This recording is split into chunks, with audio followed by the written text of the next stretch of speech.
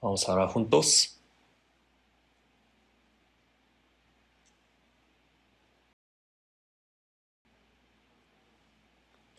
Dios nuestro Padre, santo y misericordioso, que nos amas. Estábamos lejos de ti en medio de nuestros pecados. Por nuestra conducta pecaminosa éramos tus enemigos y merecíamos tu ira y juicio, pero tuviste misericordia de nosotros, tuviste un gran amor. Y aun cuando no te conocíamos, Señor Jesucristo murió en nuestro lugar, derramando la sangre tan preciosa por medio de la cual nos has limpiado perfectamente de nuestros pecados y sin nuestras obras nos has salvado. Por esta gracia te damos gracias. Esta hora, nosotros que hemos recibido la salvación por tu sangre preciosa, nos hemos reunido para alabar tu amor y gracia tan grande, para aprender tu palabra, para llevar una santa comunión en tu iglesia. Por esta gracia que nos has permitido, te damos gracias. Te pedimos que sostengas a cada uno de nosotros con tu mano misericordiosa. El mundo está cada día más lleno de maldad. Somos muy débiles y por nuestra fuerza no podemos vencer las maldades del mundo. Así que te pedimos que nos permitas la palabra, el poder del Espíritu Santo, para que ninguna maldad se enseñoree de nosotros y que no nos caigamos por la tentación del diablo.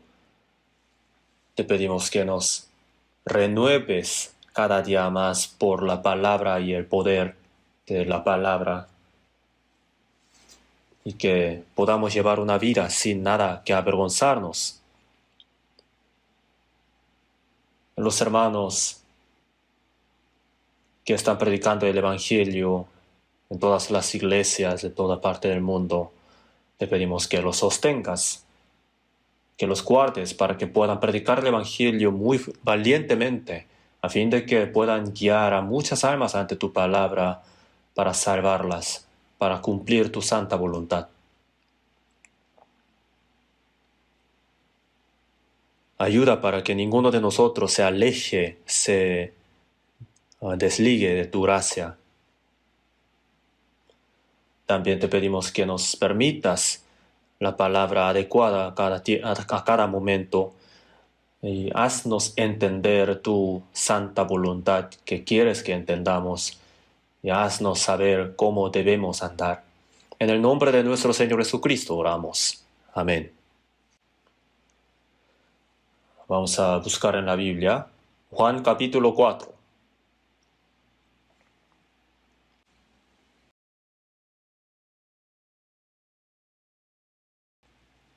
Juan capítulo 4, versículo del 34 al 36, del 34 al 36. Juan capítulo 4, del 34. Jesús les dijo: mi comida es que haga la voluntad del que me envió y que acabe su obra. ¿No decís vosotros, aún faltan 4 meses para que llegue la siega? He aquí os digo, alzad vuestros ojos y mirad los campos, porque ya están blancos para la siega. Y el que siega recibe salario, y recoge fruto para vida eterna, para que el que siembra goce juntamente con el que siega. ¿Hasta ahí?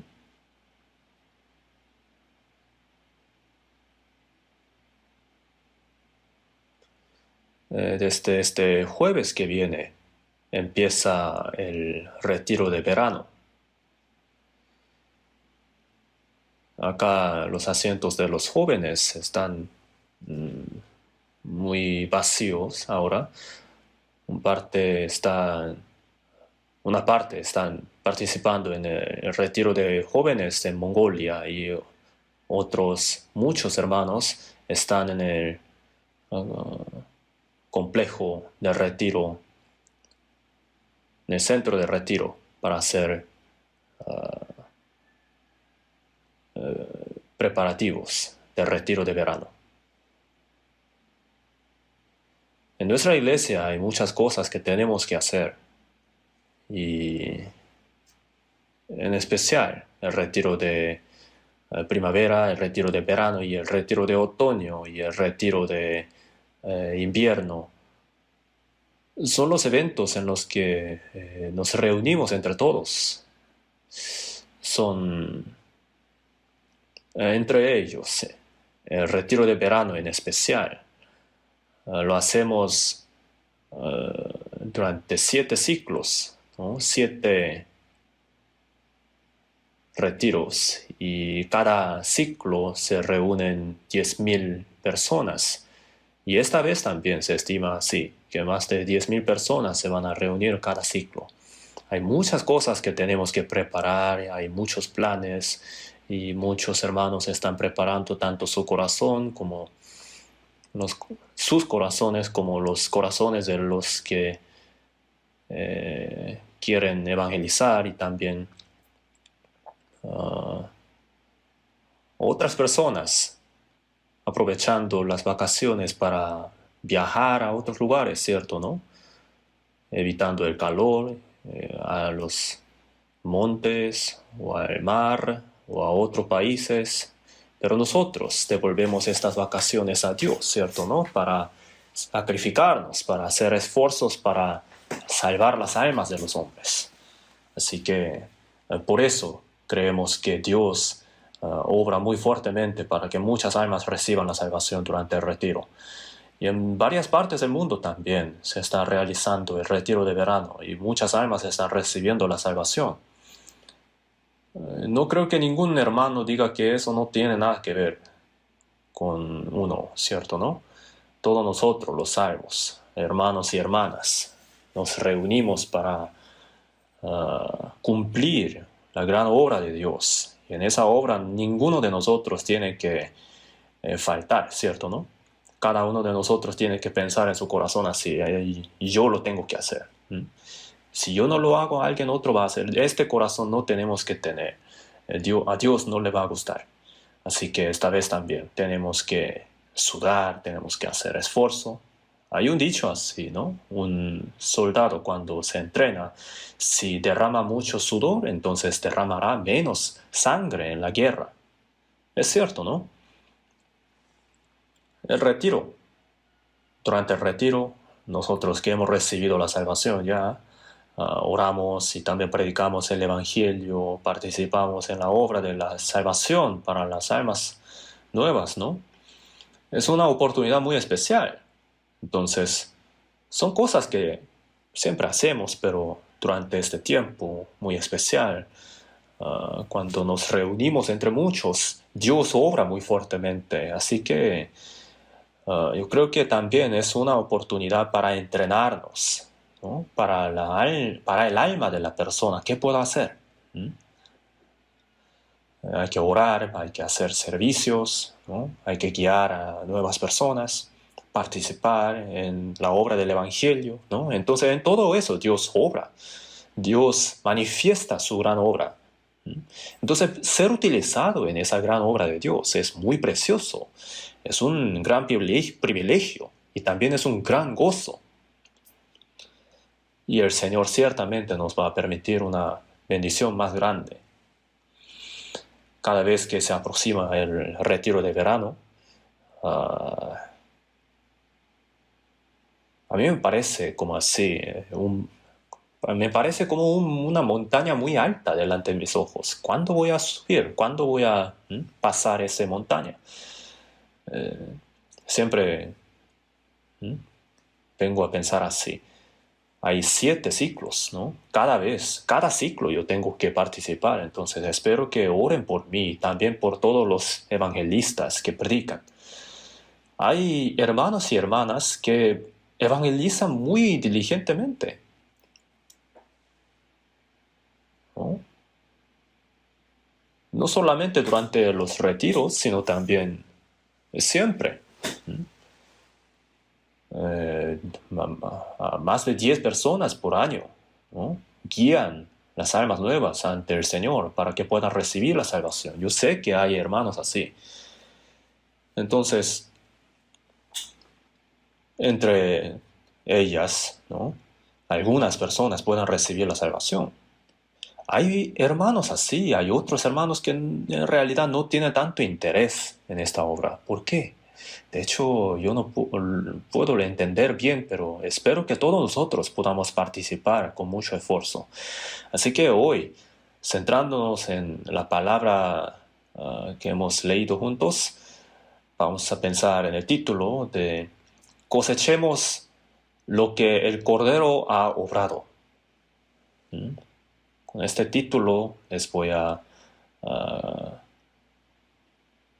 compartir la palabra de hoy.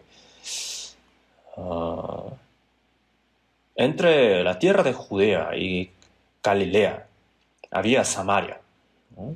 Entre los judíos y los samaritanos no se llevaban bien porque eran judíos iguales, pero después de la muerte de Salomón, el reino fue dividido en dos partes, norte Israel y sur Judá, ¿cierto? Entonces, el norte Israel,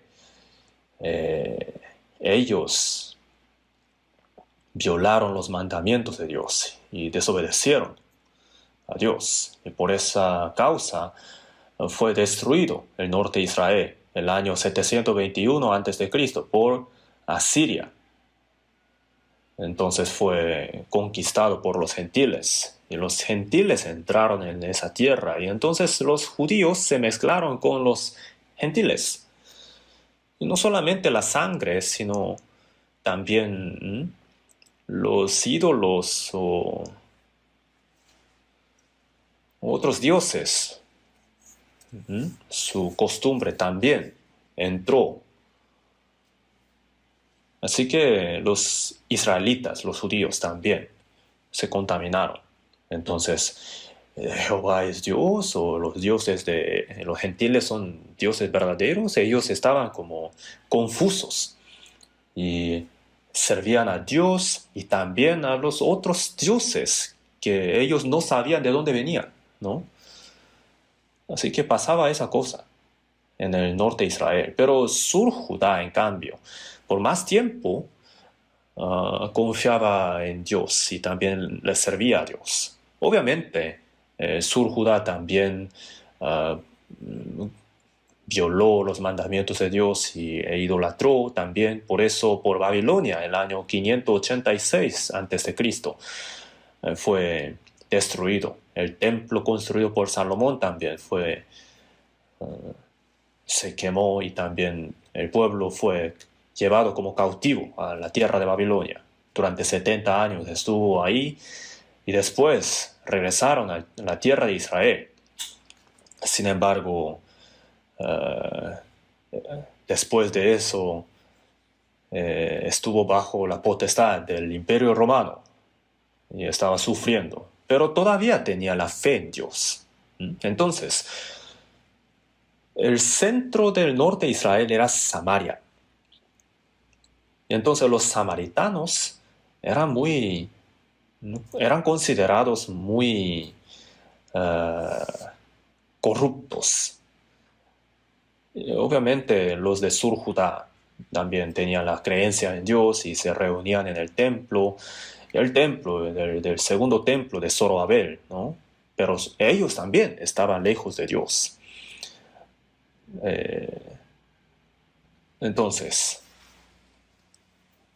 estos judíos del sur trataban a los del norte samaritanos como a los gentiles. Los ignoraban, los trataban muy mal. Entonces, para ir a la tierra de Galilea, de Judea, ¿no? Tenía que pasar por Samaria. Pero los judíos generalmente no traspasaban la tierra de Samaria, sino daban una vuelta. Sin embargo, Jesús traspasó, ¿no? Entró en la tierra de Samaria y se encontró con la mujer muy pecadora, ¿cierto? ¿No? Mujer samaritana. ella fue al pozo durante el día. Generalmente las mujeres iban en la mañana temprano o en la noche a sacar agua por el calor. Pero esta mujer samaritana, ¿por qué fue al día? Porque tenía tantos pecados. Entonces otras personas la veían mal, hablaban mal de ella. Entonces ella fue al pozo cuando no muchas personas iban. Parece que fue así. Entonces Jesús estuvo cruzando la tierra de Samaria y estuvo sentado junto al pozo, y esta mujer samaritana fue al pozo a sacar agua. Entonces Jesús le dijo, dame de beber, ¿cierto? ¿No? Entonces esta mujer samaritana se dio cuenta que era judío y dijo, ¿cómo tú siendo judío me pides a mí de beber, que soy mujer samaritana? Y Jesús era hombre y ella era mujer, y se tenía que mantener distancia, ¿no? También. Y entonces, de todos modos, era... ¿Mm? Él pedía agua nada más, junto al pozo. Entonces, ¿por qué no invitarle agua, cierto? En Proverbios está escrito también así: si el que te aborrece tuviera hambre, dale de comer pan, y si tuviera sed, dale de beber agua. Pero esta mujer samaritana no solamente era muy pecadora, sino también era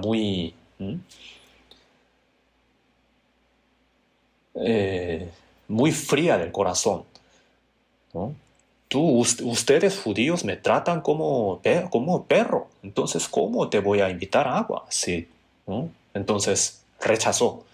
Pero Jesús lo sabía, ¿no? Jesús sabía qué tipo de persona era ella, y también que le iba a rechazar. Tenía sed carnalmente, pero él tenía una sed más ah, grande de su espíritu para salvar a esta alma pecadora de ella. Entonces él dijo, si conocieras el don de Dios y quién es el que te dice dame de beber, tú le pedirías y él te daría agua viva. Tú no me diste agua, pero si tú me pides, te daría, si tú me pidieres, te daría el don de Dios, el agua viva.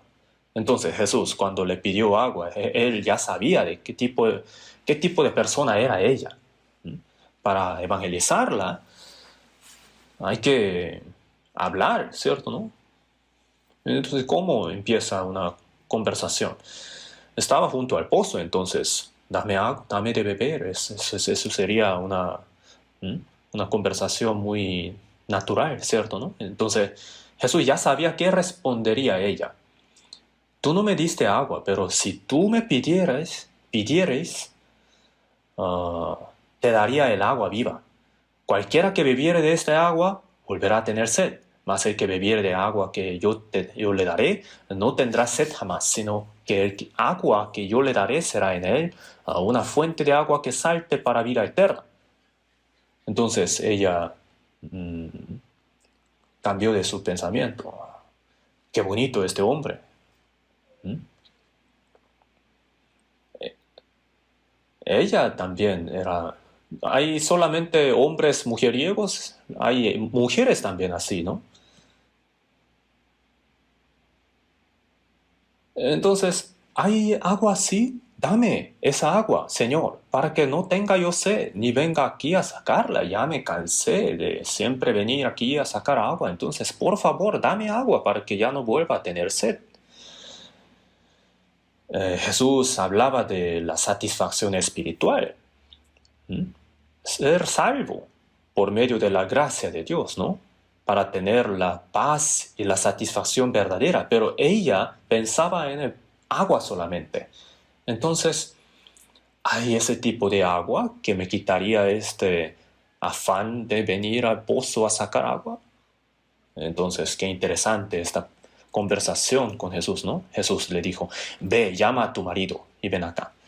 Entonces, Jesús ya sabía cómo era ella. Y ella dijo, no tengo marido.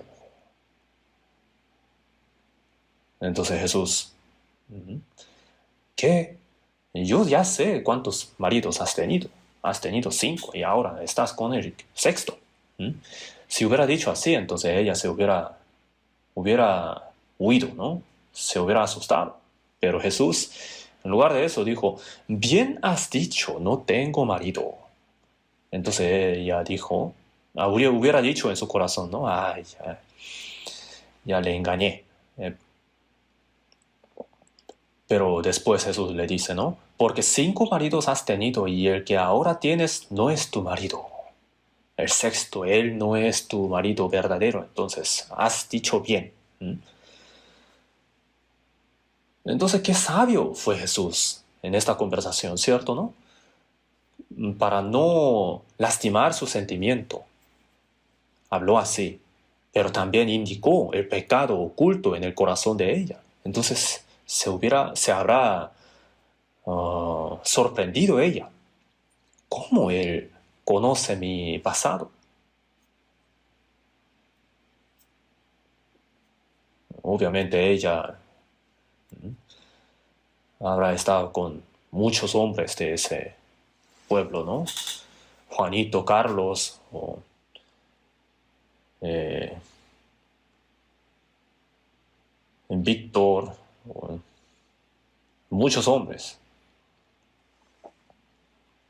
Entonces el agua, ¿no? Como el agua.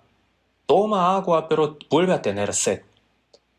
De la misma manera, ella estaba con muchos hombres, pero no encontró el marido verdadero que le daría la felicidad verdadera, ¿cierto, no? Entonces ella se sorprendió. Ah, él no es un hombre normal.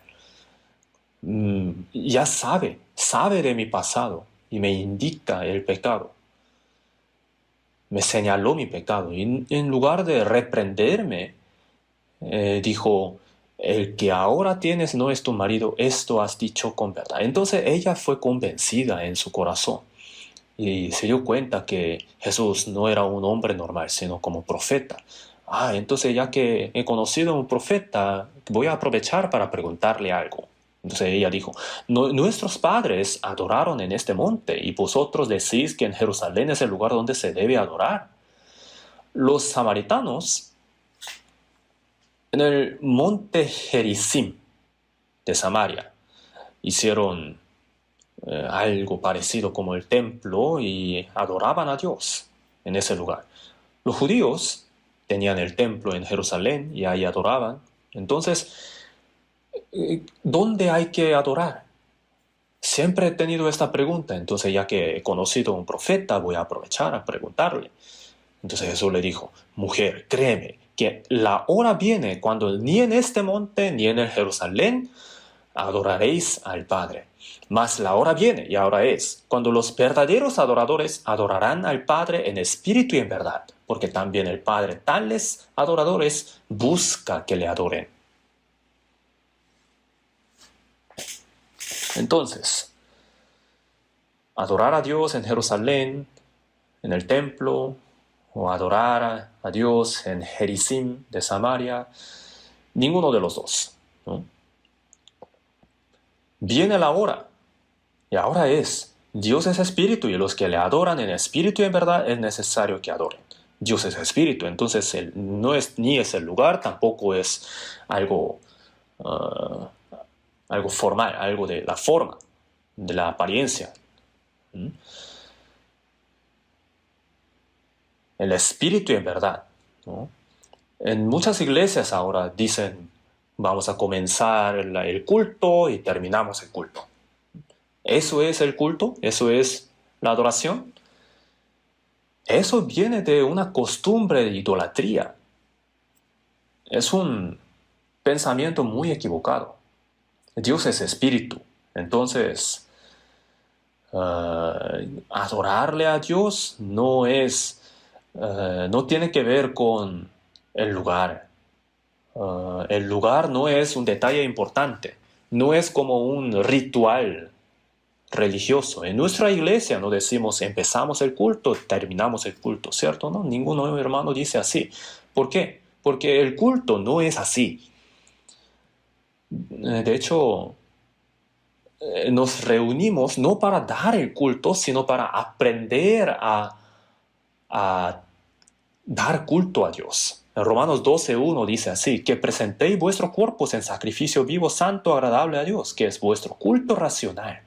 Vuestro cuerpo a Dios como culto racional, como el sacrificio vivo, santo, agradable a Dios. Obviamente esta palabra es para los cristianos salvos. A los que no han renacido, ¿cómo les va a decir que den culto a Dios si están lejos de Dios? Si son enemigos de Dios. En Romanos capítulo 12, versículos del 1 al 2, allá esa palabra es para los cristianos salvos. Entonces, los cristianos salvos, su cuerpo y el espíritu son del Señor. Entonces, que presentéis vuestros cuerpos en sacrificio vivo, santo, agradable a Dios, que es vuestro culto racional. Entonces, algunos hermanos vienen a la iglesia para dar el culto. Algunos van a la iglesia así, ¿no? Con su ropa muy bonita, planchada, y van a la iglesia y dicen al Señor, Señor, recibe el sacrificio vivo. Así dicen. El sacrificio muerto. A eso no se refiere esta palabra. Vuestro cuerpo en sacrificio vivo. Esto se refiere a lo siguiente. En 1 Corintios capítulo 6, versículo 16 a 19. Dice, ¿o ignoráis que vuestro cuerpo es templo del Espíritu Santo, el cual está en vosotros, el cual tenéis de Dios? Nuestro cuerpo y el Espíritu fueron comprados por la sangre del Señor. Entonces el Espíritu Santo está en nosotros. Por eso nuestro cuerpo es el templo. El edificio no es el templo, sino el lugar donde el Señor está. Nuestro cuerpo es el templo. Nosotros los salvos somos el templo.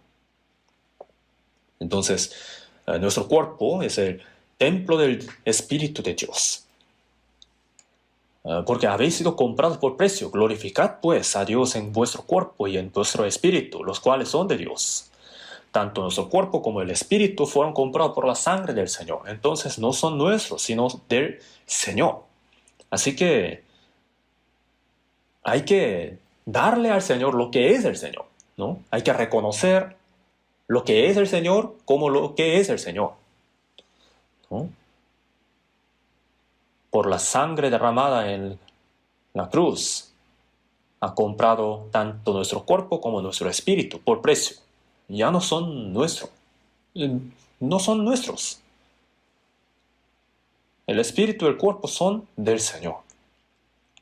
Por eso en Romanos 14, del 7 al 8 dice así, porque ninguno de nosotros vive para sí, ninguno muere para sí. Pues si vivimos para el Señor vivimos, y si morimos para el Señor morimos. Así pues, sea que vivamos o que muramos, del Señor somos. Nosotros entonces no tenemos el derecho para vivir por nosotros, tampoco morir por nosotros. Si vivimos para el Señor, morimos. Si morimos para el Señor, morimos. ¿Por qué? Sea que vivamos o que muramos, del Señor somos. Del Señor somos. Por esa razón, si vivimos para el Señor. Y si morimos, para el Señor. ¿Se acuerdan de esa alabanza? Toda mi vida, mi deseo es hacer la voluntad del Señor e ir ante el Señor cuando Él venga.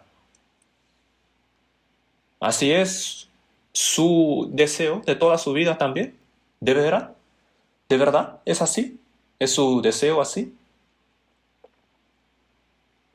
Algunas personas dicen así, que los creyentes de Jesús son los más mentirosos. Cuando van a la iglesia, oran y dicen todas las cosas, ¿no? Con su boca, como si ellos fueran los únicos que le aman al Señor. Y, Señor, por favor, haz tu voluntad, que yo viva o que muera, que se haga tu voluntad. Dicen así con su boca, pero, Señor, en lugar de tu voluntad, haz que mi voluntad se haga. Hay algunos que dicen así, ¿cierto, no? Que yo viva, que yo muera. Hay que hacer la voluntad del Señor. Eso es lo correcto. Eso es lo normal, ¿sí o no? Y si no lo hace así, entonces está equivocado. Entonces, dar el culto, sacrificio vivo por su cuerpo, ¿no? Eso no se refiere a solamente cuerpo. sino también todo el ser, el espíritu y el corazón, todas las cosas. No os conforméis a este siglo, sino transformaos por medio de la renovación de vuestro entendimiento, para que comprobéis cuál sea la buena voluntad de Dios, agradable y perfecta. En Romanos capítulo 12, versículo 2 dice así, ¿no? No os conforméis a este siglo lleno de maldad, perverso. Antes de recibir la salvación, vivíamos conforme a la costumbre del mundo que está bajo la potestad del diablo, ¿cierto, no? Conforme a nuestros deseos carnales vivíamos. Éramos hijos de la ira. Pero por nuestros pecados Jesucristo murió en nuestro lugar y nos ha salvado. Entonces, no tenemos que conformarnos a este siglo tan malo y perverso. No tenemos que imitarlo, a eso se refiere, sino transformaos por medio de la renovación de vuestro entendimiento. Después de recibir la salvación, nuestro espíritu ciertamente ha recibido, ¿no? Ha sido salvo, pero nuestro corazón es como una persona muy enferma, que tenía una enfermedad muy crítica, ¿no? Entonces su cuerpo está muy débil. Se ha sanado un poquito, entonces ya no está en peligro mortal, pero su cuerpo está muy débil, no puede vivir normalmente. Hay personas así, ¿cierto? ¿No? Entonces tiene que ir recuperando poco a poco su salud, de la misma manera, ¿no? Por miles de años, nuestro corazón, hemos tenido esta naturaleza pecaminosa, corrupta. Entonces somos como muy enfermos. No tenemos la enfermedad mortal, pero somos muy débiles, nuestro cuerpo está muy débil, tenemos que recuperar la salud. Por la salud hay que evitar cosas malas para el cuerpo, hay que hacer ejercicio, hay que mantener la salud. De la misma manera, nuestro corazón y nuestra vida se tiene que ir cambiando poco a poco para que vivamos como es digno del Hijo de Dios.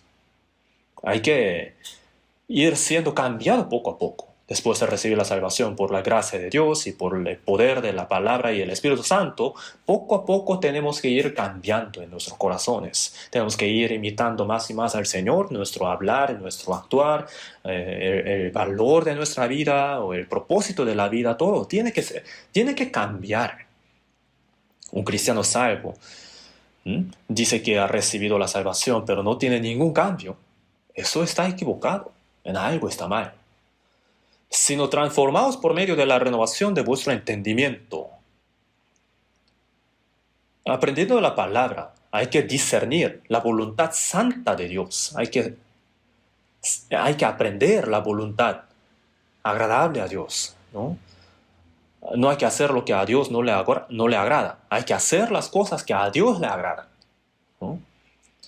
Eso es el culto racional, culto espiritual. Toda esa vida, tanto en el hogar como en el trabajo, como ¿no? En la comunidad o en la sociedad. Toda esa vida cambiada es el culto. En su vida cotidiana vive como quiera, pero el domingo viene a la iglesia y dice, Señor, recibe el sacrificio vivo. ¿Acaso se está burlando del Señor? ¿Qué diferencia tiene de idolatría? Entonces Jesús le enseñó a la mujer samaritana esto. A nosotros también el Señor nos está enseñando. Entonces la mujer se sorprendió y dice, Señor, me parece que tú eres profeta. Sé que ha de venir el Mesías, llamado el Cristo. Cuando Él venga, nos declarará todas las cosas. Entonces ella todavía estaba como indecisa, no podía creer a 100%. Ella decía, ¿no?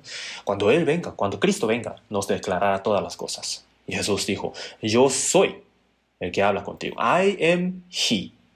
Soy yo. Yo soy Cristo. I am Christ. Esto es algo maravilloso. Yo soy, ¿no? Cristo, el Mesías al que esperas, soy yo. Ella se sorprendió. Porque no solamente dijo eso, sino también abrió el corazón de ella y le hizo creer que Jesús era Cristo. Entonces la palabra del Señor pudo dar la confianza ¿no? La certeza en el corazón de ella. Entonces ella se sorprendió y dejó su cántaro ahí, ¿no? Y se olvidó de dar el agua al Señor y fue a la ciudad de Samaria, ¿no? Y dijo, escúcheme, ¿no? Hay un hombre que me contó todas las cosas que he hecho. ¿No será este el Cristo? Entonces, ¿qué pasó? Ella no está loca, pero parece que le ha pasado algo. Entonces los samaritanos también esperaban a Cristo. Por eso le siguieron a la mujer samaritana y se acercaron al Señor Jesús. Y en ese momento los discípulos estaban comprando algo para comer en la ciudad, porque sabían que Jesús estaba cansado y tenía sed, tenía hambre, entonces compraron algo de comer y le dieron al Señor, Señor, Rabí, come. Entonces, del versículo 34, dice, Jesús les dijo, mi comida es que haga la voluntad del que me envió y que acabe su obra. Yo tengo una comida que comer que vosotros no sabéis. Entonces, ¿alguien le dio algo de comer? ¿Alguien le dio? Yo tengo una comida que comer que vosotros no sabéis. Y después dice,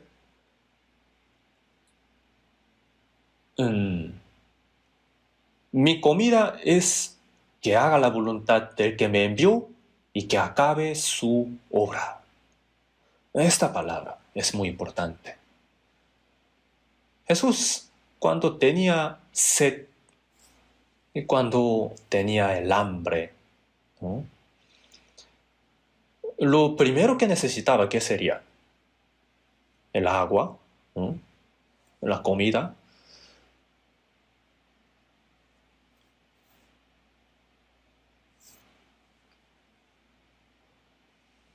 La tristeza de tener hambre. Hay este tipo de tristeza, ¿cierto? ¿No? Se dice así, que de hecho uno siente más tristeza por tener hambre que cuando su madre muere. ¿Alguna vez ustedes han sufrido este tipo de dolor? ¿De hambre? Pues yo nunca he tenido una tristeza más grande que la muerte de mi madre, pero sí he tenido algunas ocasiones en las que he sufrido el hambre. Y las personas que no han tenido esa experiencia no pueden comprender esto. Pero el Señor Jesús, cuando tenía tanta hambre, dijo, yo tengo algo más importante. Mi comida es que haga la voluntad del que me envió y que acabe su obra. Tenemos que pensar más profundamente en esta palabra. En Mateo capítulo 3, Jesús, después de ser bautizado en el río Jordán, recibió el Espíritu Santo y dijo, Dios, este es mi Hijo amado en quien tengo complacencia. Se escuchó esta voz. Y Jesús fue llevado por el Espíritu Santo al desierto y durante 40 días tuvo hambre, ayunó. Estuvo muy agotado, tenía hambre. Justo entonces apareció el diablo para probarle, para tentarle. Adán, cuando no tenía hambre, fue tentado por el diablo, ¿cierto? A través de Eva. Pruébalo. El fruto del árbol de la ciencia del bien y del mal. Te abrirá tus ojos y tendrás la sabiduría como Dios. Cuando él estaba normal, por causa de, por asunto de comer, cayó en la tentación. Pero Jesús, después de ayunar 40 días, cuando estaba agotado, el diablo apareció y dijo, si eres hijo de Dios, di que estas piedras se conviertan en pan.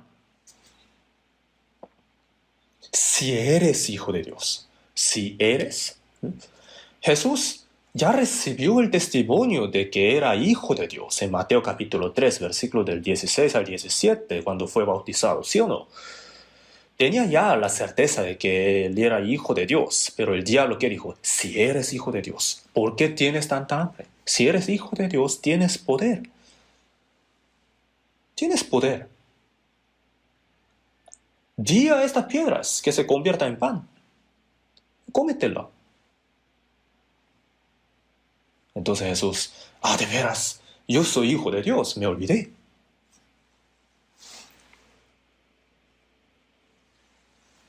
Jesús había dicho así, ¿no? También, Dios puede levantar hijos a Abraham aún de estas piedras, ¿sí o no? Jesús es el creador, hijo de Dios. Entonces, ¿por qué tenía tanta hambre y por qué estaba tan agotado? Jesús, en aquel momento, en Mateo capítulo 4, versículo 4, dijo, no solo de pan vivirá el hombre, sino de toda palabra que sale de la boca de Dios. El pan de la carne, del cuerpo, sí es necesario, pero lo que es más importante es toda palabra que sale de la boca de Dios. Hay que vivir de ella. Pero hay una cosa que tenemos que pensar. Es cierto, ¿no? Que el alimento espiritual es más importante que el alimento carnal. Hay que leer la palabra, hay que, es necesario para ser sano espiritualmente, es cierto, pero lo que dijo Jesús es un poquito diferente. Tiene algo más. No solo de pan vivirá el hombre, sino de toda palabra que sale de la boca de Dios. Sí, el alimento de la carne es importante, pero lo que es más importante es obedecer a la palabra de Dios. ¿Entienden esto? Leer, aprender la palabra, escuchar la palabra. Por medio de eso, ser fortalecido en el hombre interior es importante, pero vivir conforme a la voluntad de Dios. ¿Qué quiere decir? ¿No? Guardar la palabra de Dios, ponerla por obra, a eso se refiere. Jesús es palabra hecha en carne, ¿sí o no? Jesús, ¿acaso no habrá conocido esta palabra? Él estaba lleno de palabras, ¿sí o no? Pero cuando estaba extremadamente cansado y agotado, dijo que hacer la palabra de Dios, cumplir la palabra de Dios es más importante que el alimento carnal. En Mateo 5, 6 dijo, bienaventurados los que tienen hambre y sed de justicia, porque ellos serán saciados. Los que tienen hambre y sed de justicia, hacer la voluntad de Dios, a eso se refiere. Los sedientos, los hambrientos, buscan el agua y la comida, ¿sí o no? Entonces, los que tienen sed de justicia y hambre de justicia, anhelan hacer la voluntad de Dios. A eso se refiere. Entonces Jesús, aun cuando fue tentado por el diablo, trató de obedecer más a la palabra de Dios que procurar el alimento carnal. En Juan capítulo 6 dijo, porque he descendido del cielo no para hacer mi voluntad, sino la voluntad del que me envió. Para hacer la voluntad de Dios, él tuvo que hasta morir. Mi comida es que haga la voluntad del que me envió y que acabe su obra.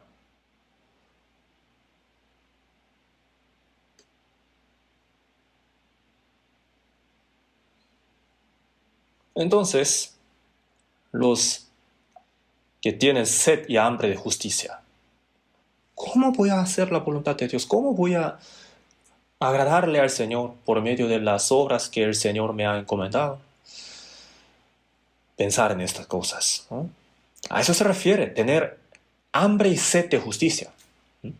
Entonces serán saciados, ¿no? Dios también le permite hacer la voluntad de Dios y le permite también el alimento carnal. En Mateo capítulo 6, versículo 33 dijo, no os afanéis pues diciendo qué comeréis o qué beberéis o qué vestiremos, porque los gentiles buscan todas esas cosas, pero vuestro Padre Celestial sabe que tenéis necesidad de todas estas cosas. Buscad primeramente el reino de Dios y su justicia, primeramente, first, ¿no? Entonces, en toda su vida, ¿cuál es su prioridad? ¿Comer bien o beber bien? ¿Vivir bien? No. Hacer y cumplir la voluntad de Dios. Buscar su reino y su justicia. Predicar el evangelio del reino de Dios para conquistar este territorio, ¿no? Que está bajo el diablo, ¿no? Hay tres elementos de la nación, ¿no? La, la soberanía, el territorio y el pueblo. el pueblo, ¿no? La soberanía está en Dios. El territorio es el cielo eterno y la tierra eterna. El cielo nuevo y la tierra nueva. Y el pueblo es lo importante. Aunque tenga un país, un territorio muy grande, si no hay pueblo, entonces ¿de qué sirve? ¿Cierto, no? El hombre fue creado a la imagen de Dios para ser el pueblo de Dios, ¿no? Pero por la tentación del diablo, todo ese derecho fue quitado. Entonces hay que conquistar otra vez, recuperar este territorio quitado por el diablo. ¿Mm? Hay que recuperarlo. Eso es buscar el reino de Dios. Por medio del Evangelio que Jesucristo cumplió muriendo en la cruz. Entonces, cuando el pueblo sea preparado, el rey vendrá desde Jerusalén. El Evangelio fue predicado hasta lo último de la tierra. Entonces el pueblo será preparado. Y ahí el Señor Jesús, el rey, vendrá. Buscar su reino y su justicia. ¿Justicia qué quiere decir? Por fuera el Evangelio se predica y por dentro, entre los salvos, hay que hacer la voluntad de Dios. Hay que obedecer a la palabra de Dios. Hay que amarse los unos a los otros entre los salvos, ¿no? Guardando la palabra de Dios. Eso es el cumplimiento de la justicia. En la segunda de Pedro, capítulo 3, dijo, cielos nuevos y la tierra nueva, en los cuales mora la justicia. En el cielo no hay pecado, no hay nada de falsedad. Solamente habrá la justicia de Dios, la verdad solamente. Entonces, después de recibir la salvación, entre los salvos se cumple la justicia de Dios. Por medio de la obediencia, por medio de amar los unos a los otros, por medio de vivir por la gloria de Dios, todo eso cumple la justicia de Dios, ¿no? Entonces, predicar el reino de Dios, predicar el evangelio del reino de Dios y buscar su justicia. Esto es el significado de los que tienen hambre y sed de justicia. Y todas estas cosas os serán añadidas. Entonces, las cosas necesarias para la carne, el Señor nos añadirá. ¿Pueden creer en esta palabra? Me falta mucho, pero yo puedo confiar en esta palabra 100%. Y también he podido tener experiencias de esta palabra. Predicando el Evangelio, tratando de hacer la voluntad del Señor, ¿no? Tratando de cumplir el reino y la justicia de Dios. El Señor me permite eso y además, para cumplir su reino y su justicia, me permite lo necesario. Digamos que hay un jefe de una empresa muy buena, ¿no? Muy grande. Él es el jefe de esa empresa. Y trata de, ¿no?, emplear a las personas muy honestas, muy responsables. Si usted trabaja en mi empresa, entonces yo me encargaré de su vida, de la educación de sus hijos, su casa también, todo eso me voy a encargar. Una empresa muy grande y muy buena puede dar ese beneficio a los empleados, ¿cierto, no? Entonces, los trabajadores pueden enfocarse en su trabajo solamente, dejando todas las demás cosas a su jefe. El jefe se va a encargar de eso, se va a responsabilizar de las demás cosas. Así es Dios. Dios se encarga de todas nuestras cosas. Dios es el creador del universo y Él dice, más buscad primeramente el reino de Dios y su justicia. Entonces todas las demás cosas necesarias para la carne, el Señor nos las añadirá. De hecho, esto de verdad nos llama mucho la atención. Ya podemos tener el gozo y alegría. De nada tenemos que preocuparnos. Si tenemos hambre, buscamos algo para comer, ¿cierto, no? Pero cuando tenemos hambre, cuando tenemos sed, en cualquier situación, bajo cualquier circunstancia, primeramente tenemos que buscar el reino de Dios y su justicia. Jesús también, ¿no? Cuando tenía hambre, cuando estaba agotado, dijo, yo tengo una comida que comer que vosotros no sabéis. Mi comida es que haga la voluntad del que me envió y que acabe su obra. El Señor hizo la obra de salvarnos y también todo lo que hizo Jesucristo fue como un buen ejemplo a seguir para todos nosotros los cristianos salvos. Jesús es Dios, tiene el poder de Dios, entonces puede hacer eso. Yo como una persona normal, ¿cómo lo puedo hacer? Sí lo puede hacer. Si obedecemos la palabra del Señor, entonces el Señor nos permite el poder y las cosas necesarias, todas las cosas. En Juan capítulo 5, versículo 17, Jesús ha dicho, mi Padre hasta ahora trabaja, yo trabajo. Mi Padre ahora trabaja. ¿En qué trabaja? La obra de la creación fue acabada en 6 días solamente, en Génesis. Fueron pues acabados los cielos y la tierra y todo el ejército de ellos. En el 7º día Dios descansó. ¿Por qué descansó? ¿Porque estaba cansado? No, porque se acabó el trabajo. Ya no había nada más que hacer. Ya se ha acabado la creación. Entonces el 7º día descansó y en el 8º día, ¿qué habrá hecho? Seguir descansando, ¿no? Porque ya se había acabado todo. Pero mi Padre hasta ahora trabaja. ¿Hasta ahora? ¿Hasta cuándo? Desde Génesis capítulo 3. Desde el momento que Adán cometió pecado, inició otro trabajo del Señor, de Dios. ¿Qué tipo de trabajo? Salvar a los pecadores que han de ser destruidos por causa del pecado. Entonces Dios planeó esto. En el Antiguo Testamento Dios le había prometido a los judíos, a los israelitas. Y Jesús vino al mundo para hacer la obra de la salvación para las almas de los hombres, tal como había sido prometido al pueblo de Israel en el Antiguo Testamento, conforme al plan de Dios. Y por eso en Juan capítulo 5, versículo 21 dijo, porque como el Padre levanta a los muertos y les da vida, así también el Hijo a los que quiere da vida. La obra del Señor es dar vida a las almas muertas por causa de su pecado y por su pecado. La obra de salvación, traspasar a las almas que van a ir al infierno, al cielo. Para hacer eso, para hacer esta obra de Dios, Jesucristo vino al mundo, solo para este propósito. Entonces en Filipenses capítulo 2,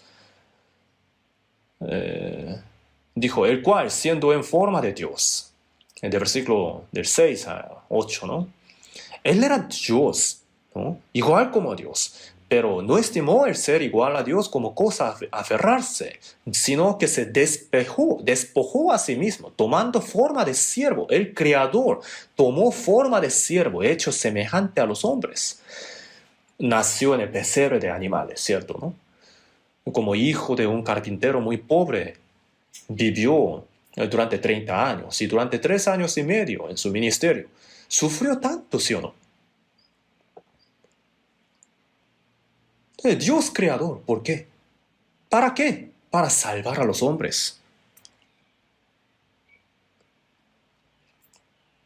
No estimó el ser igual a Dios como cosa que aferrarse, sino que se despojó a sí mismo, tomando forma de siervo, hecho semejante a los hombres. Jesús no era hombre, él era Dios, pero tomó forma de hombre, semejante a los hombres.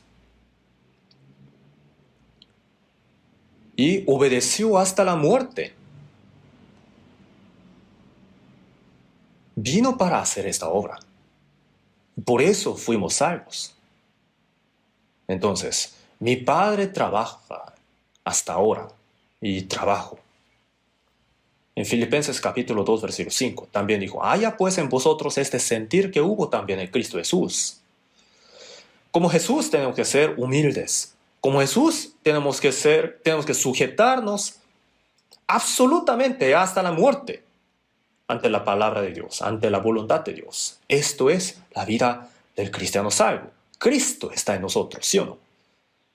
El cristiano salvo, ¿qué quiere decir? De Cristo. Si alguno no tiene el Espíritu de Cristo, no es de él. Cristo que está en uno, ¿qué hace? Según 1 Juan capítulo 2, versículo 6, dice, el que dice que permanece en él debe andar como Él anduvo.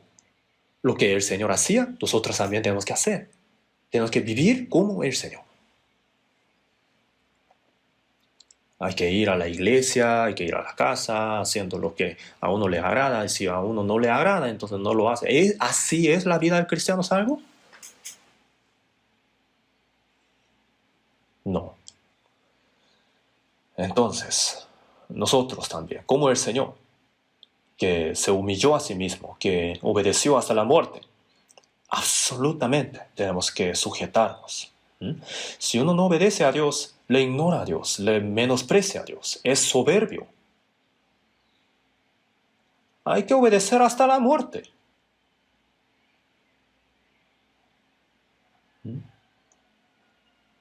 Muerte de cruz, dijo así, ¿no? Entonces nosotros también.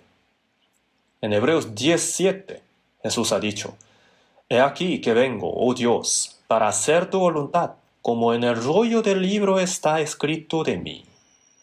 El rollo del libro se refiere al Antiguo Testamento. Conforme a la palabra, vino para hacer la voluntad de Dios, ¿no? Para cargar el pecado del mundo, para morir en la cruz, para redimir el pecado del hombre, salvar las almas. Eso era la voluntad de Dios.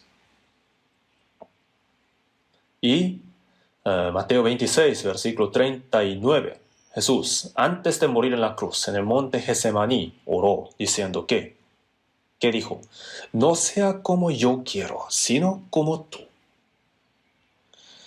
Delante de él estaba puesta la cruz. Si es posible, pase de mí esta copa.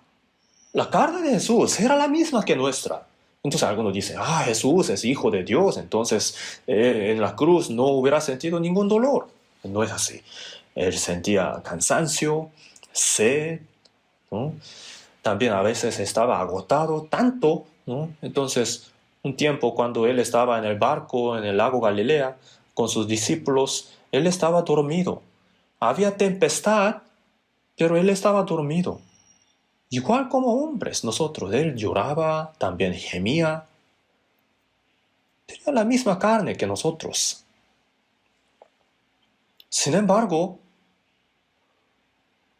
cuando él murió en la cruz, siendo como el peor pecador, ¿cierto, no? Fue condenado a la muerte. Ese Señor, santísimo y glorioso, fue crucificado, clavado en la cruz desnudo, como los peores pecadores. Era la vergüenza y el dolor más grande que el hombre pudiera recibir. Jesús tampoco lo quería, pero si es posible, pase de mí esta copa, pero no sea como yo quiero, sino como tú. Dejó su propia voluntad. Hay que dejar su propia voluntad para hacer la voluntad de Dios, ¿no? Oró diciendo así 3 veces en Lucas, ¿no? Cuando él oraba. Y estando en agonía, oraba más intensamente, y era su sudor como grandes gotas de sangre que caían hasta la tierra. Oraba con tanto fervor en su corazón que salía sangre, que había sangre en sus gotas de sudor, ¿no? Dicen que eso realmente pasa. Y se le apareció un ángel del cielo para fortalecerle, ¿no? No sea como yo quiero, sino como tú. Eso fue la conclusión de la oración, ¿no? He aquí que vengo, oh Dios, para hacer tu voluntad, como en el rollo del libro está escrito en mí. Ya, entonces nosotros también estamos siguiéndole al Señor en pos de Él. El resto de nuestra vida, todo lo que nosotros deseamos ya está preparado para siempre en el cielo, en lo perfecto, ¿no? Una herencia incorruptible, incontaminada e inmarcesible. Dios ya lo ha preparado todo. Entonces, mientras vivimos en este mundo, ¿no? Dios también se encarga de todas las cosas necesarias para los salvos, para los que obedecen a la palabra de Dios. Si vivimos para el Señor y morimos para el Señor no se encargará de nuestras necesidades. Pues claro que sí, el Señor nos permite las cosas necesarias, y si morimos, el Señor nos va a llevar. Entonces, ¿de qué tenemos miedo? ¿Por qué preocuparnos? Vamos a buscar Juan 4:35. Dice, ¿no decís vosotros, aún faltan 4 meses para que llegue la siega? He aquí os digo, alzad vuestros ojos y mirad los campos, porque ya están blancos para la siega. Aún faltan 4 meses para que llegue la siega. En el campo de Samaria seguramente habrán estado ahí, ¿no? Trigo. Entonces los discípulos decían, faltan 4 meses. Pero Jesús dijo, alzad vuestros ojos y mirad los campos. ¿No? ¿A qué se refiere? A los samaritanos que se estaban acercando al Señor, ¿no? Que venían en camino, en medio del campo, ¿no? Alzad vuestros ojos y mirad los campos. Ya están blancos. El campo es el mundo, así se ha dicho. Es el campo que Dios administra. Y la buena semilla son los hijos del reino. El que siembra la buena semilla es el Hijo del Hombre. El mundo es como el rancho que Dios organiza, que Dios administra. Entonces, ¿qué semilla siembra Dios? Semilla buena, buena semilla. ¿Qué tipo de semilla? El Hijo unigénito. Si el grano de trigo cae en la tierra y se muere, lleva mucho fruto, ¿cierto? El unigénito fue enviado al mundo para morir como el grano de trigo. ¿Para qué? Para que muchas otras almas puedan ser hechas como hijos de Dios, para que nazcan como hijos de Dios, para llevarlos al reino de Dios. Entonces Jesucristo todavía no había muerto, pero iba a morir por ellos, ¿no? Por eso dijo, alzad vuestros ojos y mirad los campos. Todavía faltan 4 meses para cosechar este grano, pero no me refiero a eso, me refiero a las almas, ¿no? Jesús decía, Jesús iba a morir por ellos en la cruz y resucitando los iba a salvar. Estos pecadores eran como grano de trigo, ¿no? El campo ya blanco, ya hay que cosechar. Alzad vuestros ojos y mirad los campos, porque ya están blancos para la siega. Hermanos, ¿qué ven ustedes? El Señor nos está mandando. Tenemos que ver, tenemos que poder mirar lo que el Señor está mirando. ¿Qué pueden ver ustedes? Lo que la gente del mundo no puede ver, lo que Dios está viendo. Muchas almas todavía están yendo hacia el infierno en medio de sus pecados. Y el Señor ha muerto y ha resucitado para perdonar sus pecados, ¿no? Ha cumplido la obra de la salvación. Entonces ya está blanco el campo. Solamente hace falta echar la hoz para cosechar. Alzad vuestros ojos y mirad los campos porque ya están blancos para la siega. Para que sean hijos de Dios, para que reciban la vida eterna. Dios hizo que su Hijo unigénito muriera como grano de trigo en la cruz. Si muere, lleva mucho fruto. Jesús, muriendo en la cruz y resucitando, ya no fue unigénito. En Juan capítulo 20, cuando las mujeres le visitaron a Jesús en su tumba, Jesús apareció y dijo, ve a mis hermanos. Refiriendo a sus discípulos, dijo hermanos. ¿Por qué? Mi Padre a vuestro Padre, mi Dios vuestro Dios, dijo él. Entonces, no se avergüenza de llamarlos hermanos. En Romanos capítulo 8 está escrito así, para que Él sea el primogénito entre muchos hermanos. Jesús ya no es unigénito, ¿cierto? Hay muchos hermanos que han nacido.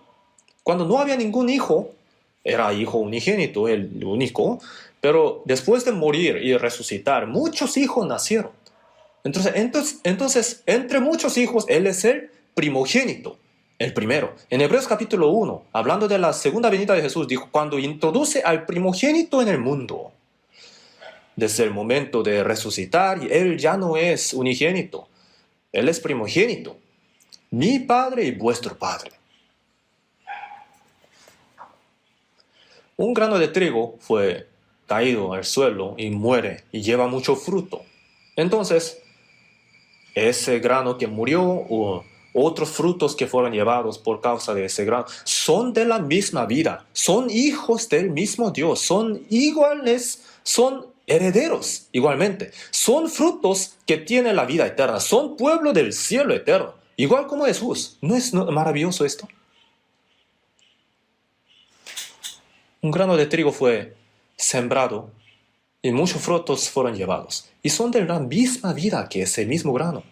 Son hijos de Dios, son herederos de Dios, son frutos de la vida eterna. Alzad vuestros ojos y mirad los campos, porque ya están blancos para la siega. Como el Señor está mirando al mundo, tenemos que poder ver así. En medio de sus pecados, ¿no? Se están llevando por la corriente de pecado hacia el infierno. El Señor ya ha completado la obra de la salvación. Entonces, son como frutos ya maduros para cosechar. Nosotros también tenemos que saber esto. Si predicamos el Evangelio, el pecador puede ir al cielo. Porque de tal manera amó Dios al mundo que ha dado a su Hijo unigénito a la cruz, para que todo aquel que en Él cree no se pierda, mas tenga vida eterna. La obra de la salvación ya se ha cumplido. Entonces, si predicamos este Evangelio, entonces reciben la vida eterna. ¿Qué tenemos que hacer nosotros? Jesucristo en la cruz, Juan capítulo 19, versículo 30, dijo, consumado es. It's finished. Todo está ya hecho, ya está cumplido, ya se ha redimido todo, ya está pagado. En Juan 20, 19, dijo, paz a vosotros. Después de resucitar, Jesús dijo así, ¿no? Cuando Él murió, dijo, consumado es. Después de resucitar, paz a vosotros. ¿A qué se refiere? En Isaías 57 dice, no hay paz, Dios, dijo mi Dios, para los impíos. Los pecadores que van a ir al infierno, ¿qué tipo de paz pueden tener? Pero vuestros pecados ya están pagados. Tened paz, ¿no? Ya podemos tener paz, ¿no? Si creemos en este hecho, entonces podemos tener la paz de Dios.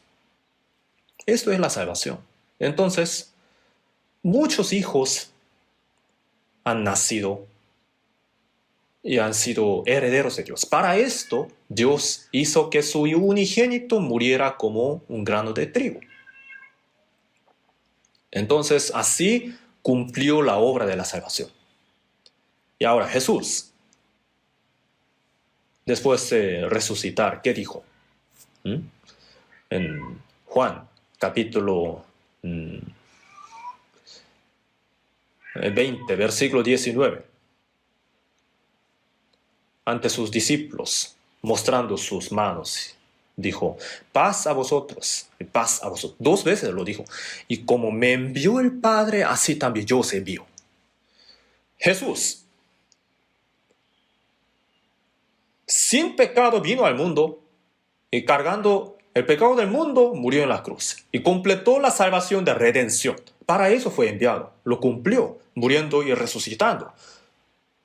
Y como me envió el Padre, así también yo os envío. No solamente los discípulos de Jesús, nosotros, todos los salvos que hemos recibido la salvación, ¿no? También fuimos enviados. ¿Qué quiere decir? Tenemos que enseñar, tenemos que predicar el hecho, lo que hizo Jesucristo en la cruz. Y habiendo dicho esto, sopló y les dijo, recibid el Espíritu Santo. A quienes remitiereis los pecados, les son remitidos. Y a quienes los retuviereis, les son retenidos. Cuando venga el Consolador, Él dará testimonio acerca de mí. Pero recibiréis poder cuando haya venido sobre vosotros el Espíritu Santo, y me seréis testigos en Jerusalén, en toda Judea, en Samaria y hasta lo último de la tierra. ¿No? El día de Pentecostés vino el Espíritu Santo y comenzó el Evangelio. Y después de 2000 años, el Evangelio fue predicado hasta el extremo de la tierra, ¿no? Al oriente extremo, hasta nosotros, ¿no? En Romanos 10 dijo, ¿y cómo creerán en aquel de quien no han oído? ¿Y cómo oirán sin haber quien les predique? Jesucristo, muriendo en la cruz, redimió el pecado de todo el mundo, ya completó la obra de la salvación. Pero si no se predica esto, entonces ¿de qué sirve? ¿quién podrá recibir la salvación?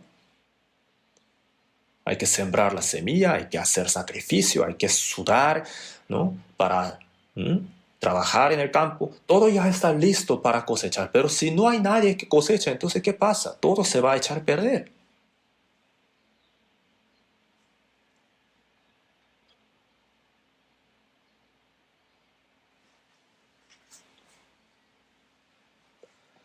El grano ya está maduro, pero no hay nadie que trabaje, no hay nadie que coseche, ¿no? Y viene el invierno y todo se va a echar a perder. ¿Lo vamos a dejar así? ¿Y cómo irán sin haber quien les predique? Nosotros también, cuando fuimos salvos, alguien nos predicó. El Espíritu Santo nos ayudó a entender a través de la vida y la predicación de los que habían recibido la salvación antes que nosotros. Por su sacrificio fuimos salvos. ¿Y cómo creerán en aquel de quien no han oído? ¿Y cómo predicarán si no fueran enviados? El Señor cumplió la obra de la salvación. Y ahora envía a los salvos para que prediquen el Evangelio, ¿no? Entonces, si fuimos enviados, ¿cómo no predicaremos? A eso se refiere. En Proverbios 10:5 dice, el que recoge en el verano es hombre entendido. El que duerme en el tiempo de la siega es hijo que avergüenza. Antes de que llegue el invierno hay que cosechar más rápido posible. Ya está casi acabando el tiempo de la siega. Hay que hacer la obra del padre, pero el hijo está durmiendo. Entonces es el hijo que avergüenza. Antes, en la antigüedad, aún los primarios tenían las vacaciones para ayudar a sus padres en el campo, ¿no? Porque tenía que hacerlo más rápido posible. Hay que cosechar más rápido posible. Entonces, ¿qué tenemos que hacer? El Cordero ha hecho el sacrificio, murió en la cruz y completó el Evangelio, la salvación. El que ciega recibe salario. ¿A qué se refiere? El que ciega, ¿no? Los que han recibido la salvación predican el Evangelio de la muerte y la resurrección de Jesucristo, la salvación del alma. Y ellos son los que cosechan. Nosotros somos los que ciegan. Entonces, para que el Evangelio fuese predicado hasta nosotros, ¿saben cuántas personas han muerto? En el libro de Hechos, después de la resurrección de Jesucristo, los apóstoles, los discípulos, ¿no? Todos ellos predicando el Evangelio, todos murieron. Ninguno de ellos vivió cómodamente. No solamente los apóstoles, sino también el diácono Esteban, predicando la palabra, él fue apedreado. Jacobo fue decapitado y Tomás, se dice así, que él murió a palos de hierro. Y Pedro, predicando el Evangelio en Roma, fue crucificado al revés, y el apóstol Pablo en cárceles, peligros de muerte muchas veces, ¿no? Y una vez fue apedreado y murió, pero después, ¿no?, vivió otra vez y predicó el Evangelio otra vez. Sufrió frío, ayuno, desnudez. Durante 2 años estaba encarcelado en Roma predicando el Evangelio y al final fue decapitado. Y este Evangelio, entonces, para que fuese predicado hasta nosotros, ¿cuántas personas han derramado su sangre? Los que sembraron con lágrimas, con regocijo segarán. En Salmo 126 dice, irá andando y llorando el que lleva las preciosas semillas, mas volverá a venir con regocijo trayendo sus gavillas. Por la sangre de Jesucristo, la semilla fue sembrada. Por la lágrima, el sudor y la sangre de los santos, de los salvos, se ha sembrado esta semilla. Entonces nosotros también tenemos que cosechar, tenemos que derramar nuestra lágrima, sudor y sangre. ¿Qué tenemos que hacer? El Salmo 116, versículo 12. ¿Qué pagaría a Jehová por todos sus beneficios para conmigo? Por salvar a mí, un pecador, Dios, dejando su trono, vino al mundo tan humilde y el mundo lleno de pecados, ¿no? Murió en la cruz. y así nos perdonó eternamente de nuestros pecados, nos salvó. Esta gracia tan grande, ¿cómo la pagaremos? ¿No? Tenemos que pagar. El salvo, nosotros no, aunque muriéramos 100 veces por el Señor, no podríamos pagar la gracia del Señor. No podríamos, pero tenemos que hacer algo, ¿sí o no? El Señor ha muerto por mí y yo no quiero hacer nada para el Señor. ¿Cómo lo puede decir? ¿Cómo podremos vivir así?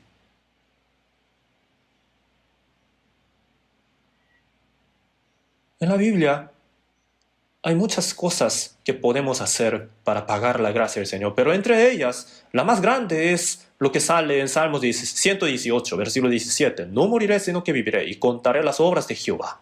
¿No? Los cristianos salvos. ¿Para qué estamos vivos todavía? Para predicar el Evangelio. En Marcos capítulo 16, versículo 15. Id por todo el mundo y predicad el Evangelio a toda criatura. Id por todo el mundo y predicad el Evangelio a toda criatura. En Mateo 28, versículo del 18 al 20. Toda potestad me es dada en el cielo y en la tierra. Toda potestad, ¿no? Él que tiene toda potestad dice, y hacer discípulos a todas las naciones. Si recibe la salvación, es discípulo de Cristo, ¿no? Bautizándolos en el nombre del Padre y del Hijo y del Espíritu Santo, enseñándoles que guarden todas las cosas que os he mandado. Y he aquí, yo estoy con vosotros todos los días hasta el fin del mundo. Y, dijo, y hacer discípulos a todas las naciones. Entonces nosotros también estamos predicando el Evangelio en toda parte del mundo, ¿sí o no? Con mucho esfuerzo lo estamos haciendo. ¿Hace cuántos años fue que iniciamos esta misión en el extranjero? ¿Hace 15, 16 años? No llevamos mucho tiempo. Y ahora, en el extranjero, 82 países, ¿no? Algunos países todavía no hemos podido contar, ¿no?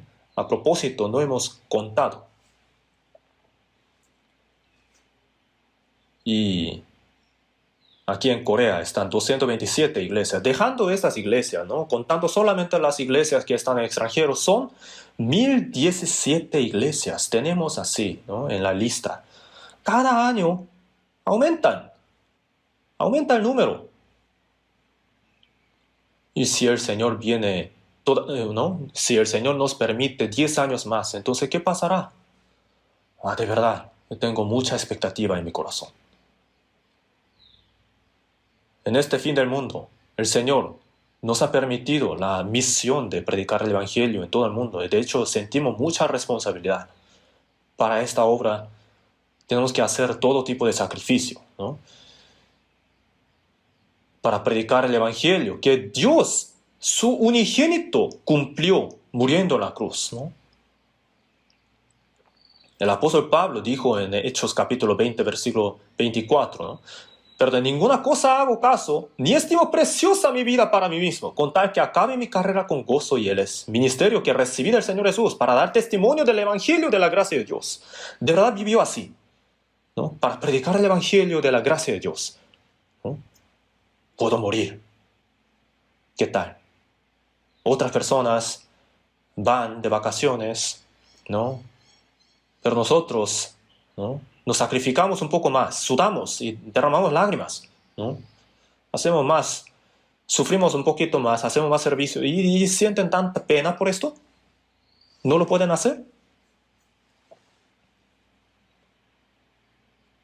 Si el grano de trigo no cae en la tierra y muere, queda solo.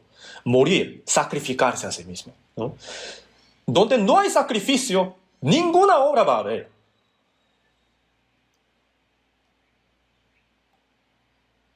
En Romanos capítulo 3, versículo 23, dijo, por cuanto todos pecaron y están destituidos de la gloria de Dios. La consecuencia del pecado fue que la gloria de Dios fue perdida. El fin era el infierno. Pero en Hebreos capítulo 2, versículo 10, dice, porque convenía que habiendo de llevar muchos hijos a la gloria, perfeccionase por aflicciones del autor de la salvación de ellos. Por la muerte del grano de trigo, muchos hijos nacieron, ¿no? Esta obra de llevar a muchos hijos a la gloria. Para esta obra, el Señor de la salvación recibió las aflicciones en la cruz. Entonces nosotros también tenemos que recibir las aflicciones para el Evangelio, ¿sí o no? ¿Qué le parece? En Mateo 16, versículo 26, dijo el Señor que un alma vale más que todo el mundo. ¿Es cierto eso? Entonces, para salvar esta alma tan valiosa, que es más valiosa que el mundo entero, ¿qué vamos a escatimar? ¿No? En Lucas 16, versículo 9, dijo, ganad amigos por medio de las riquezas injustas, para que cuando éstas falten, os reciban en las moradas eternas. Todo el tiempo nuestro material, todo el sacrificio nuestro, o hasta la muerte, si es necesario.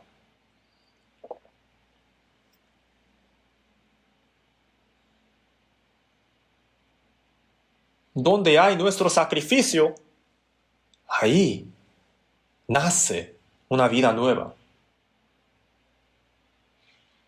Entonces, muchos hijos nacen para llevarlos a la gloria de Dios, ¿no? Jesucristo cumplió la obra.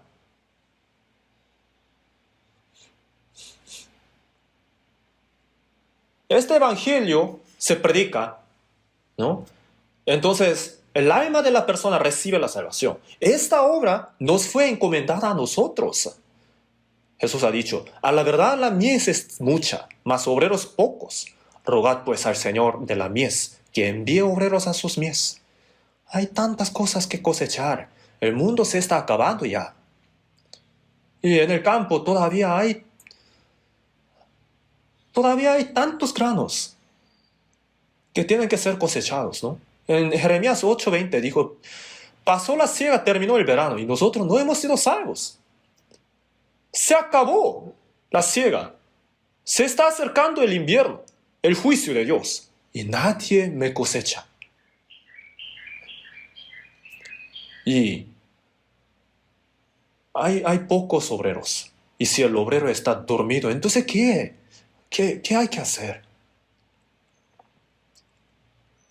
Nosotros tenemos que predicar lo que hizo Jesucristo. Recoge fruto para vida eterna, para que el que siembra goce juntamente con el que ciega. El Señor murió para sembrar esta semilla, la vida, ¿no? Para cosechar el fruto de la vida eterna. Y nosotros estamos cosechando lo que hizo Jesucristo. El que ciega recibe salario y recoge fruto para vida eterna. En el campo, cuando faltan obreros, pagan adelantado para, ¿no? Para los obreros, ¿cierto? ¿No? Por si falte algún obrero. Entonces hay que reservar.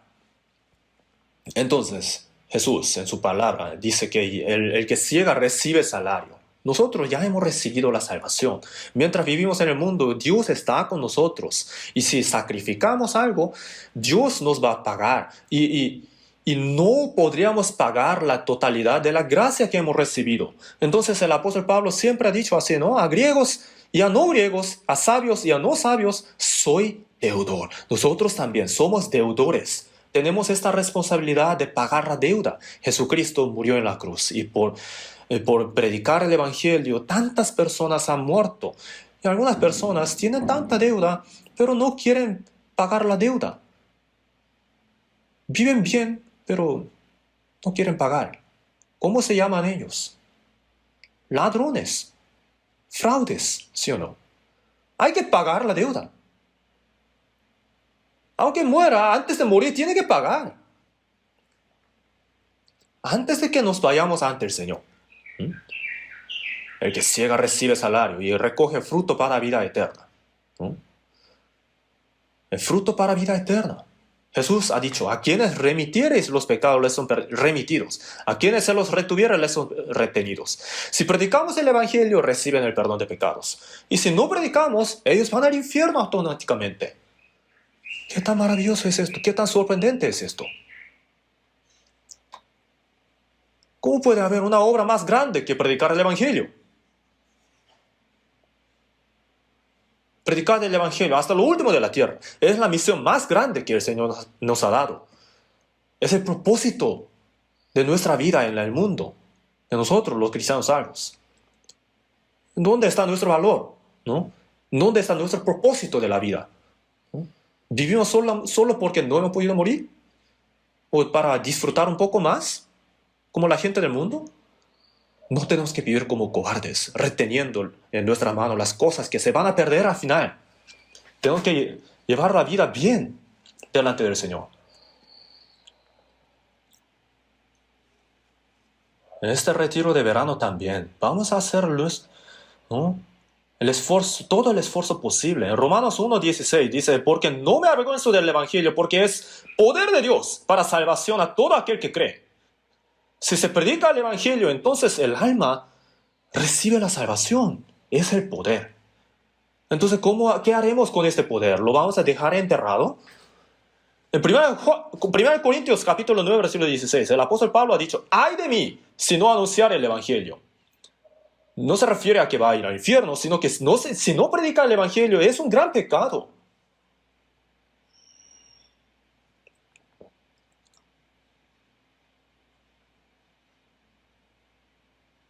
En el camino, si hay alguien que está muriendo, ¿no? Apedreado por un carro, entonces decimos, qué pobrecito, y seguimos con el camino. No. Llamamos policía y también ambulancia, ¿cierto? Y lo llevamos al hospital. Porque si llega un poco más tarde, entonces va a morir. Mi vida es preciosa. De la misma manera, la vida de otro es preciosa, ¿sí o no? Si descuidamos una salvación tan grande, como lo dice en Hebreos capítulo 2, ¿no? Si sabe que su vida es preciosa, entonces tiene que saber también, la vida de otros es preciosa, ¿no? La salvación también. Hay que predicar el Evangelio. En Salmo 66, versículo 16, dice, contaré lo que ha hecho a mi alma, ¿no? Lo que Dios ha hecho por mi alma, hay que predicar. Eso es lo que tenemos que hacer.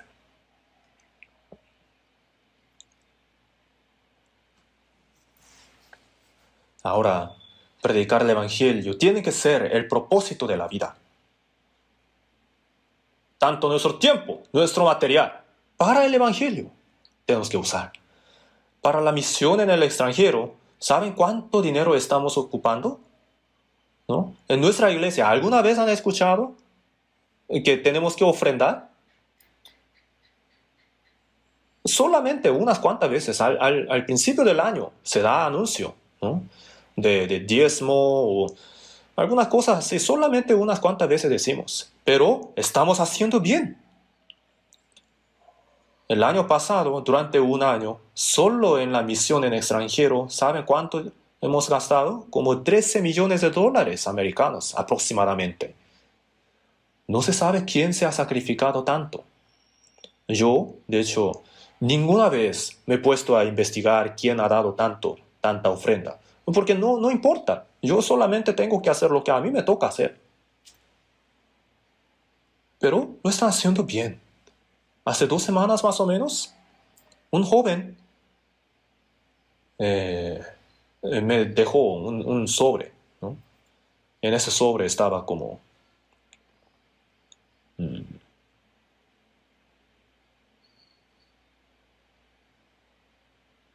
como $10,000, ¿no?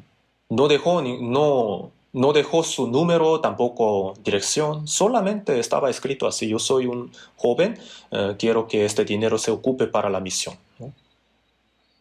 $10,000, más o menos. Solo espero que se ocupe para la misión. De hecho,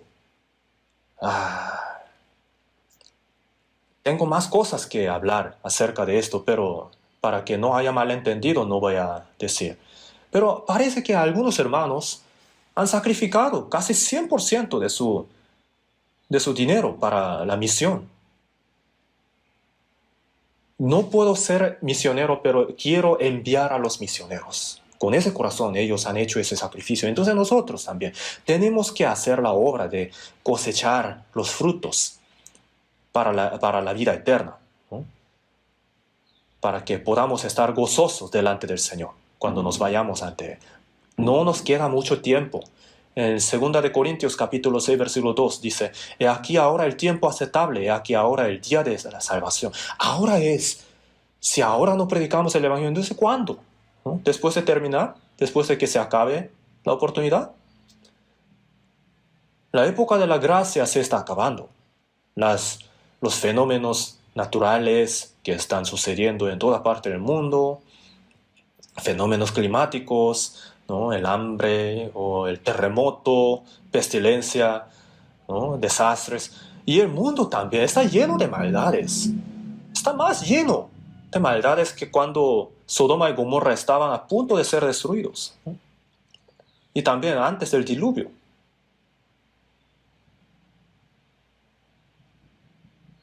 El mundo está a punto de ser quemado por el juicio de Dios.